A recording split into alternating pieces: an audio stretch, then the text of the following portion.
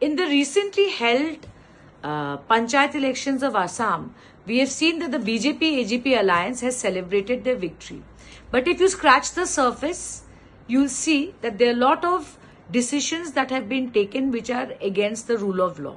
Assam Pradesh Trinamool Congress has challenged one such decision which was taken by the administration in the seat number 71 in Shwalkuchi, where our AP member was first declared as the winner on 12th May. Surprisingly, on 13th May, that decision was changed by the administration and Indian National Congress, the AP candidate, was declared a winner. Now, shockingly, on 14th of May, yet again the result was changed and the AJP candidate was declared as a winner of the seat number 71. We challenged this in the court, and I thank the Honorable High Court of Guwahati that has given us an order in our election petition number 1 of 2025 and has told the administration to keep all the ballot papers and related documents in a sealed cover, and we are hoping to recount it. In a democracy, you may win or lose, but this kind of anomaly cannot be allowed. Trinamool Congress will not settle for any such arm-twisting bullying by the administration and the government of BJP. 71 Huniyati Gaon Panchayator Trinamool Congressor Party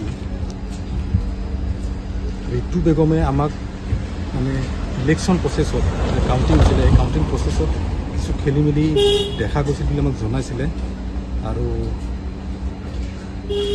এই উক্ত ঘটনাটো লৈ এটা মহামান্য সত্ৰ ন্যায়াধীশৰ আদালতত আমাক cash কৰিবলৈ মানে তেওঁলোকে এংগেজ কৰিছিলে। আমি এটা কেছ ৰুজু কৰিছিলোঁ এই ঘটনাটো লৈ যে যিটো আপোনাৰ অনিয়ম হৈছিলে কাউণ্টিং প্ৰচেছত, সেইটো লৈ আমি এটা গোচৰ ৰুজু কৰিছিলোঁ সত্ৰ ন্যায়াধীশ আদালতত। আৰু এই গোচৰত আমি প্ৰাৰ্থী ঋতু বেগমে প্ৰাৰ্থী বনাইছিলে আপনার state election commission Assam, returning officer cum district commissioner district Kamrup rural Amingaon আর authorise officer block development officer লগতে আছিলে জেচিনা হক আর রুকিয়া রেহনা বেগম।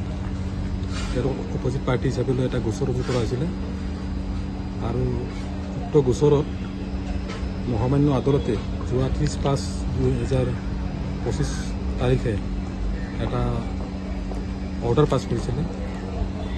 আর আপনার এই আমার returning officer cum district commissioner Kamrup Amingaon আর authorise officer block development officer আর লগতে আসলে আপনার স্টেট ইলেকশন কমিশনক চকস নাটিচ জারি কৰিবলৈ অর্ডার করেছিল গোচরত। আর যিখিনি বেলট পেপার্স আছে বেলট পেপার্সকে ধরে আদি করে যিখিনি যাবতীয় ইলেকশনের জরুরি কাগজ পাতি আছে এই গোটেইখিনি মহামান্য আদালতত মানে সিল পেকত জমা দিবৰ কাৰণে এটা অৰ্ডাৰ পাছ কৰিছে আৰু তেওঁলোকক অহা 27/6/2025 তাৰিখৰ ভিতৰত